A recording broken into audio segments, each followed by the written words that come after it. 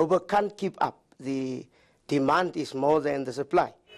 This isn't a new problem in the crowded inner city of Johannesburg. To tackle this, the city has identified 84 buildings to be revamped into affordable housing units, creating 11,000 jobs at the same time. And there's more coming. There's a further 70 buildings that will be given out in September this year, and that obviously creates about 5,000 housing opportunities. But the inner city is notorious. Hijacked buildings are everywhere. It's a nightmare for the city of Johannesburg, and ever since even when the mayor took office, he has been communicating with different departments to say help. The Social Housing Regulatory Authority is an entity of the National Human Settlements Department. Its CEO knows this challenge all too well.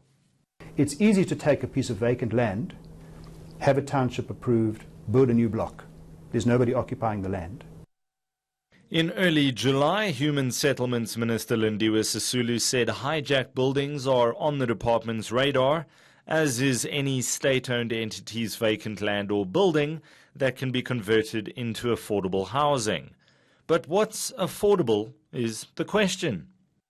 Affordable housing for the city of Johannesburg is rental from about 800 rand upwards, not above 1,000 rand.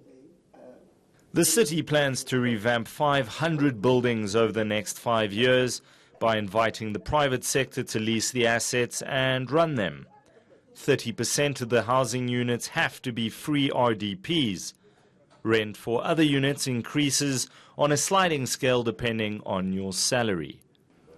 A government grant of 266,000 rand incentivizes private developers to build these affordable rental housing units. Nigel Brankin and his family lived in Hillbrow for 5 years.